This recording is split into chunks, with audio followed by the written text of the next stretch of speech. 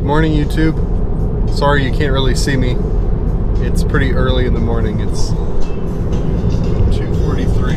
I'm on my way to the airport. I'm just gonna point the camera out the front because you can actually see something. But I'm on my way to Washington, D.C. today because it's 458 day. I'm on my way to go look at another car. I wanted to film this one because this may turn into a what not to do when buying a car, because this car might have some issues and stuff that might not be a car for everybody, but we're gonna see because it's a good deal and maybe some stuff we can fix. We're not really sure, but it was worth flying out and checking it out. Now your destination is on the left.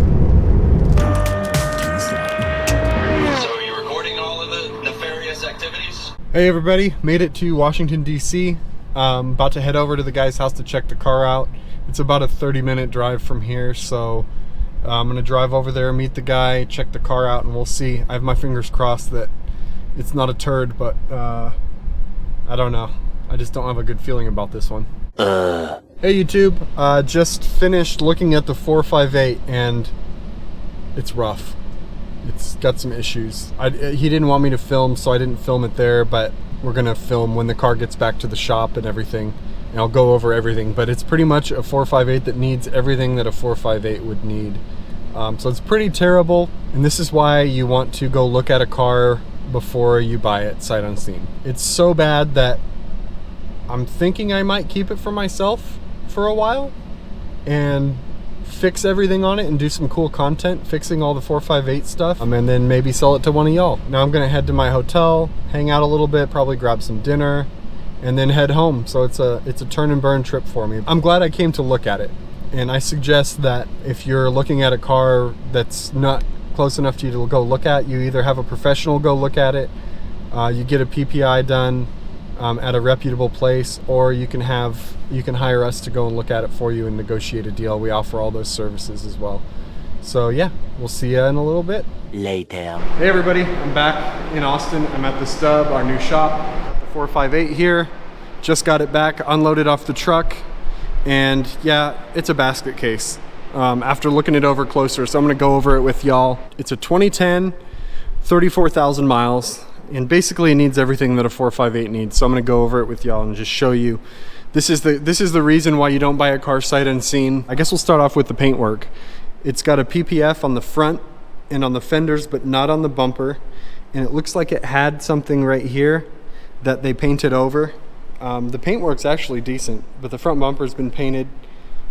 You can see the PPF is like peeling up right there. So we'll get that fixed.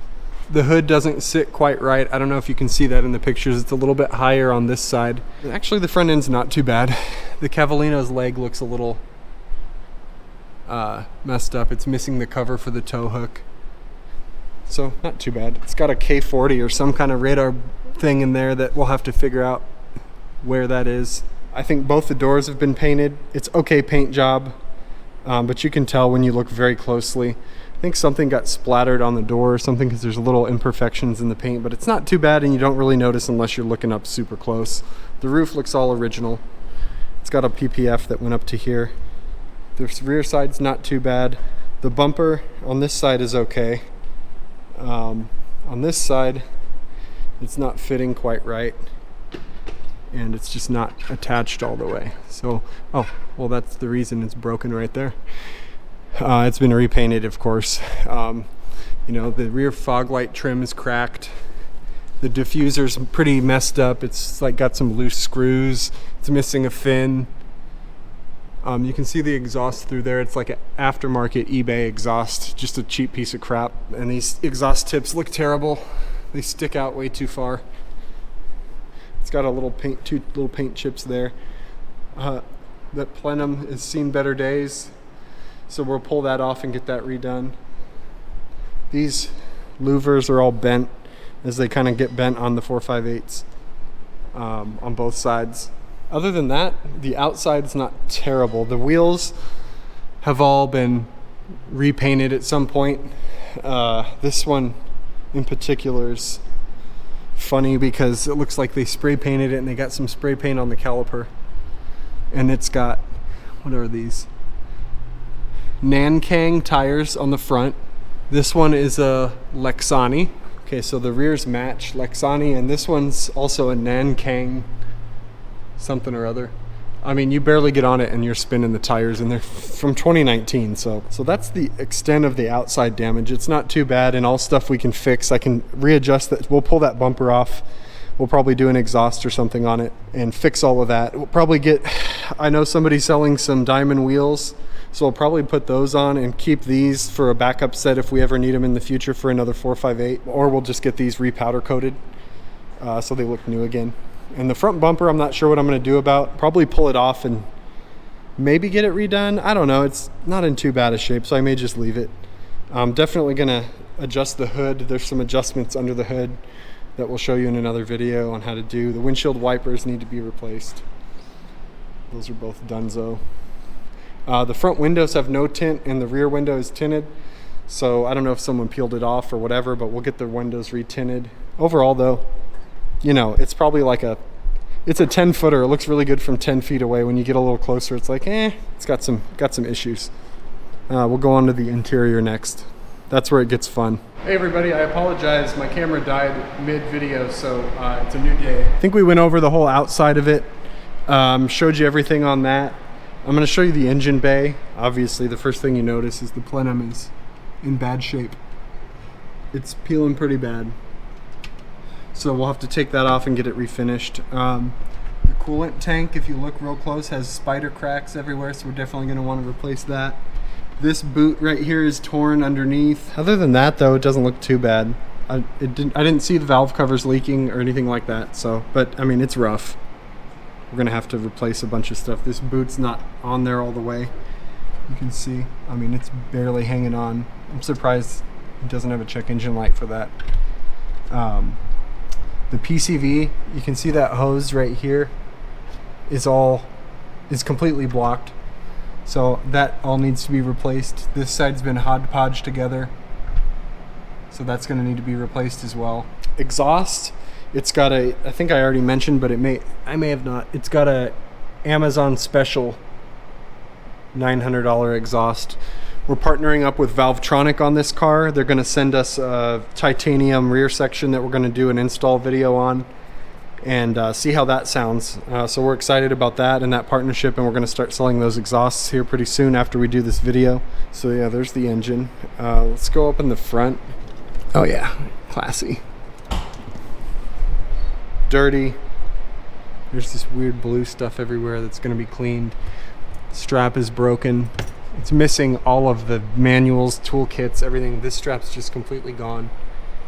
So I'm gonna make new straps and rivet those in, clean this real nice, find a owner's manual, toolkit, everything like that. We'll replace all of that stuff. Looks like we're missing a screw here. Missing a couple there. Missing a couple on this side. The bolts do not look like they've been turned, which is good. The hood's never been off. Got a bunch of stuff to do there. It looks like the top of this is hitting right there. So we'll have to figure that out why it's doing that. This latch needs adjustment. These need adjustment because the hood's not sitting right. There's no accident damage. I think the bumper, someone just took the bumper off, painted it, put it back on, and didn't put it on properly. So now we move on to the interior. As you can see, there's parts laying everywhere. It's got the Daytona seats, kind of cool with the Alcantara stripes. The seat did have a hole in it right here. I already had my buddy come out and fix it for me, so I didn't get that on film, but whatever. Alcantara carpeting. No floor mats, or there's a floor mat on the passenger side, not on the driver's side. This is popped out somehow and it's sticky. This, when I got the car off the shipper, that's what it looked like. It was just hanging there. So there's all sorts of wiring back here and stuff that's aftermarket. It's got like a IPE valve controller. There's not an IPE exhaust on this, so I don't know what's up with that. So this is all going to be taken out, and I'll rewire everything, make sure everything is good. Stickies everywhere. This is all sticky. You can see how sticky that is. These are all sticky. The top of this is like melted and got hot and caved in, and the whole dash surround is really sticky. I think somebody replaced the rearview mirror because it's not sticky, and they usually get sticky. somebody probably didn't like touching it and getting their hands nasty, so they spent the money.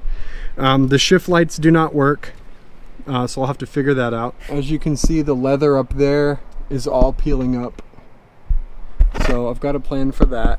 I'm gonna take this whole dash out and do all that. Climate control's got stickies on it. These all look good.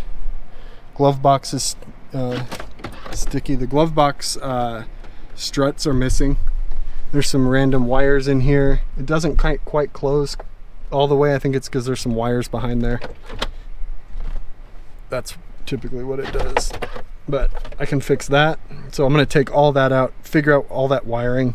Speaking of wiring, it's got an aftermarket subwoofer, a JL with a cool enclosure, and it fits pretty good in here, but it does not work. So I'm going to figure that out. This came off. Oh, also the headliner's completely missing. This is just the foam, and it's actually, the panel has come down that sticks to the car, so I'm gonna have to pull that out, recover this in Alcantara, that's what it was, and then glue the panel back in and fix that. This is all sticky. Yeah, that Ferrari badge is bent. I need to fix that. It's also missing the seatbelt covers, and it's missing the little triangle piece right there. This is where it gets kind of interesting, somewhat. This panel is not attached at all. And so you pull the seat up and you see a Walmart special 4-channel amp with a bunch of wires. Like this wire coming from the subwoofer is not even connected to anything. And I trace that back to the sub. So anyways, that amp's got to go, and I'll replace it with a 5-channel because you've got 4 channels for the speakers and 1 for the amp. So they were tapping into one of the channels for the amp. I'm pretty sure what happened is that there was a nice stereo in here, and whoever sold the car took the amp and then just threw this in here to get the stereo working. I think only 3 of the speakers work.